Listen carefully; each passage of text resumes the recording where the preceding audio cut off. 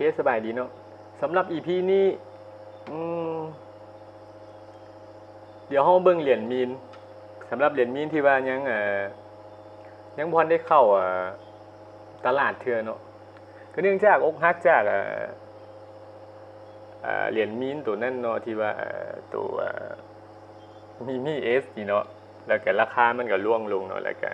เขาเจ้าให้โทเค็นที่ว่าไปแลกเปลี่ยนบ่ได้เนาะแล้วยังมีมีนที่ว่ายังบ่ทันได้เข้าตลาดก็มีตัวแคทเนาะเหรียญแคทก็มันมาคู่กับเหรียญดอกเนาะแคทเองก็เฮาฮู้ราคามันแล้วเนาะแล้ว Adopt นี่ยังบ่ทันได้ให้กับคอมมูนิตี้เถื่อถ้าผู้ใดอยากเฮ็ดก็ได้เนาะสำหรับมีนก็เป็นโทเค็นที่ว่าค่อนข้างจะสร้างมาหลายเนาะแล้วก็ถ้าว่าอนาคตมัน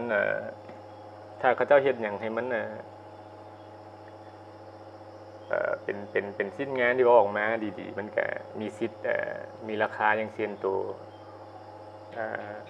ชิบะอินุเนาะถ้าว่าเป็นถ้าว่าโปรเจกต์มันไปได้ดีมันก็จะมีราคาให้กันเนาะสำหรับมีนกันสำหรับตัวแคทนี่เดี๋ยวที่จะปักลิงก์ไว้ให้เนาะการเฮ็ดหน้างานของแคทนี่ก็หลักๆก็เป็นการเข้าร่วมกับเกมที่ว่าอยู่ในระบบเขาเจ้าหรือว่าที่ว่าเข้าร่วมกับเขาเจ้าประมาณนั้นเนาะแล้วก็การเบิ่งคลิปนี่ก็นี่เคยเฮ็ดคลิปไว้แล้วมันถูกบล็อกเนาะถูกปิดกั้นการเบิ่งเห็นเนาะสำหรับคลิปที่ว่าบอกวิธีใส่คีย์ในคลิปเนาะมันก็ถูกปิดกั้นไว้เนาะก็เวลาเฮาเบิ่งคลิปมันสิมีรหัสสุดนึงขึ้นมาถ้าสังเกตดีๆมันจะเห็นเป็นตัวสีเขียวเนาะให้เฮาจดตัวหนังสือตัวนั้นเนาะไว้มาใส่คีย์มันจะมีคีย์ใส่แบบนี้เฮาบ่สามารถเฮ็ดไปในคลิปได้นะเพราะว่ามันจะถูกบอกปิดกั้นการมองเห็นเนาะเขาจะใส่บนนี้เนาะโค้ดสุดนี้เนาะสังเกตบางดีวิดีโอมันจะมีตัวหนังสือเป็นตัวสีเขียวเวลาเขาเบิ่งคลิปจบแล้วเอาโค้ดสุดนั้นมาใส่นี่เนาะเขาก็จะได้บวกอยู่ 5,000 เนาะสำหรับการเบิ่งคลิปแล้วก็เป็นการเข้าร่วมเขาอาจจะเข้าเล่นก็ได้เนาะหรือว่าเขาอาจจะเข้าร่วมไปซื้อก็ได้เพื่อเอาโทเค็นไปซื้อก็ได้บ่เป็นหยังเนาะสำหรับการเฮ็ด Adopt ของแชทเนาะ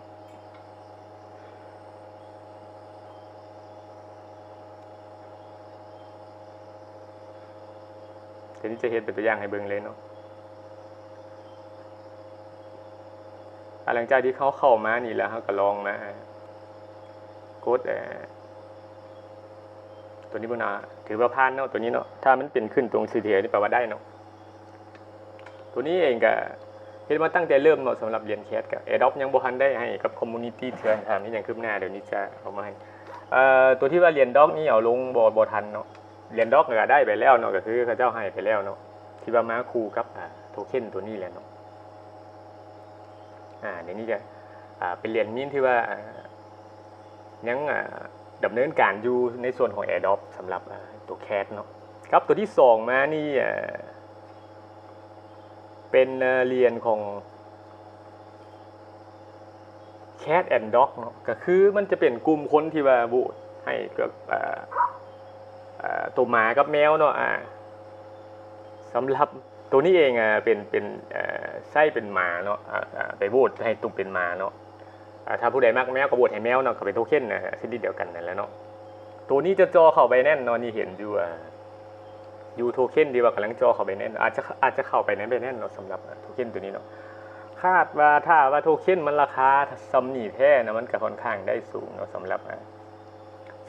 เหรียญ Cat and Dog นี่เนาะก็คือถ้าว่ามูลค่าโทเค็นที่มันแพนออกมาถ้ามาประมาณนี้เนาะก็Adoptอาจจะมีราคาสูงเนาะหรือว่ามันเข้าตลาดไปแล้วมันจะร่วงหรือว่ามันจะมาติดต่างตอนที่มันเข้าตลาดเนาะ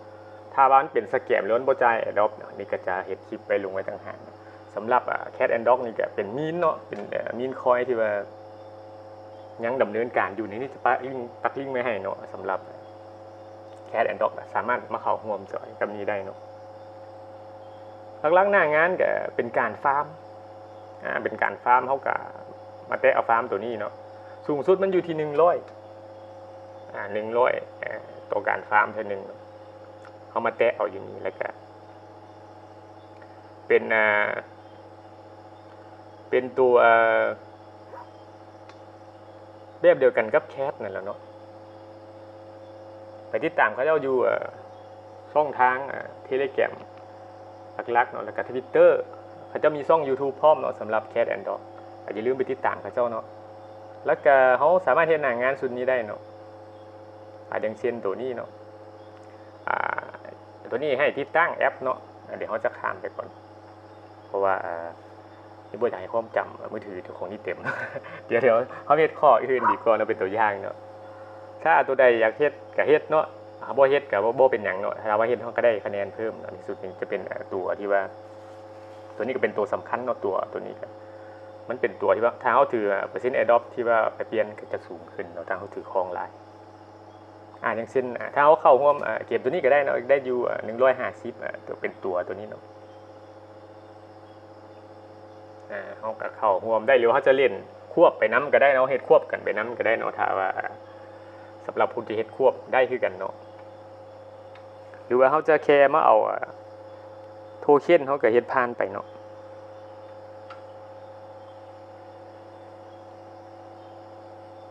สำหรับ EP นี้จะเน้น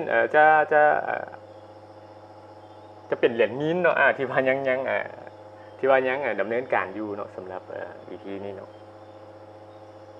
ตัวนี้น่าจะใช้เป็นมือถือเนาะในการเข้าเล่นเดี๋ยวเอามาปลดล็อกซื่อๆเนาะถือว่าโอเคเนาะเขาจะได้โทเค็นแล้วอันนี้ก็สำหรับCat and Dog สำหรับสาวกของแมวหรือว่าหมาเนาะถ้าว่าเวลาเขาเข้ามาใหม่มันจะให้เขาโหวตจะเป็นตัวหมาหรือแมวถ้าผู้ใดมักหมาก็โหวตหมาเนาะมักแมวก็โหวตแมวเป็นมีนโทเค็นเนาะแล้วก็เดี๋ยวอีกตัวหนึ่งเนาะคาดบ่ได้ตัวนี้เป็นโทเค็นฟรีเนาะของแท็บคอยเนาะแท็บคอยปัจจุบันนี้ก็ยังดำเนินการอยู่เนาะเฮ็ดควบคู่กับบอยคอยเนาะก็คือเขาเข้ามาแท็บคอยก่อนแล้วก็เข้ามาฟังก์ชันตัวนี้เนาะหรือว่าฟิวเจอร์ตัวนี้ตัวสแกนใบหน้านี้เนาะให้มันให้ระบบ AI สแกนใบหน้าแล้วเขาจะได้user login เข้ามาตัวบอยโทเค็นเนาะมันจะควบกันแล้วเขาจะได้ 1,000 โทเค็นแท็บคอยเนาะแล้วก็จะได้ID ที่ว่าเข้าใส่บอยคอยพร้อมเนาะเขาเฮ็ดควบคู่กันเลยกับบอยคอยเนาะถ้าว่าสแกนใบหน้าแล้วปุ๊บระบบจดจำใบหน้าเขาแล้วเขาเข้าไปล็อกอินจากแอปที่ว่าเขาโหลดมาในมือถือเนาะคลิปที่ว่าแนะนำตัวบอยคอยนี่เฮ็ดไปคลิปหลังๆคลิปตัวนี้เนี่ยประมาณอยู่86-87ประมาณนั้นเนาะเฮ็ดควบคู่กันกับแท็บคอยเนาะในส่วนแท็บคอยเองก็มีการซื้อขายล่วงหน้าแล้วเนาะอยู่ที่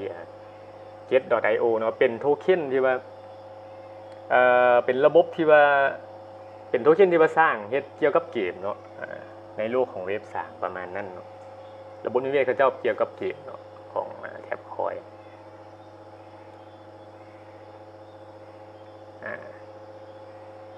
สำหรับ EP นี้ก็มาแนะนำ3ตัวนี้เนาะ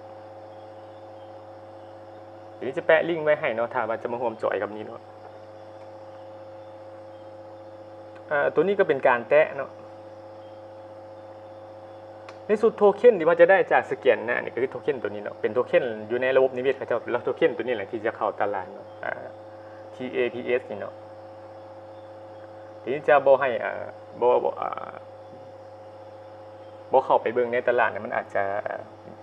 ส่งผลกระทบต่อโทเค็นเขาเจ้าเนาะอันนี้จะมีแต่แนะให้เสื้อโทเค็นก็จะเข้าตลาดนั่นแหละเนาะสำหรับแท็บคอยเองก็ได้เนาะเป็นการแตะเอาเนาะลักๆก็เป็นการแตะแล้วก็เฮามาอัพฟาร์มให้มันเป็นฟาร์มอัตโนมัติเฮาเก็บโทเค็นที่ว่าจากการแตะเนาะแล้วก็ให้เพิ่มเลเวลเมืองเฮาให้มันเป็นอัตโนมัติสูงขึ้นแล้วก็ในส่วนตัวคะแนนตัวนี้นี่มันจะได้เพิ่มขึ้นเนาะก็คือใช้เวลาเก็บ โทเค็นที่ว่าขุดได้แล้วก็เอาไปอัพตัวอัตโนมัติเนาะมันมีตัวอัพให้เนาะอย่างเช่นว่าตัวแบตเตอรี่แล้วก็ตัวไฟฟ้านี่เนาะตัวนี้อัพเป็นแม็กแล้วเนาะแล้วก็บอร์ดของนี่อัตโนมัติตัวนี้เองก็อัพเป็นแม็กแล้วเนาะแต่ละมือก็จะให้3เทื่อแล้วก็ตัวคอมโบเนาะเขาก็มาเฮ็ดภารกิจตัวนี้แล้วก็ในส่วนของหน้างานตัวนี้ให้เฮามาเสิร์ชหาคำว่า Tontex Channel เนาะตัวนี้นี่เขาจะเอามาลงให้เฮาคู่มือเนาะประมาณ12 โมงตอนสวยเนาะสัญลักษณ์ที่ว่าจะไปใส่ครับตัวแท็บคอยเนาะแต่ละมือสังเกตเบิ่งรูปตัวนี้เนาะ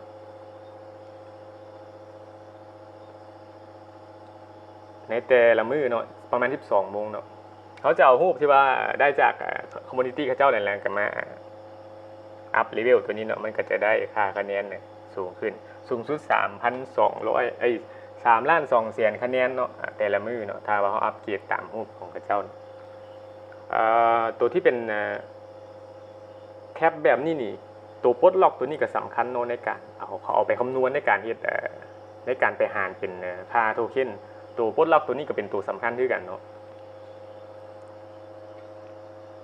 สำหรับคลิปนี้ก็มีประมาณนี้เนาะก็เป็นมีนคอยที่ว่ายังดำเนินการอยู่แล้วก็แท็บคอยเฮ็ดควบคู่กับบอยคอยเนาะเป็น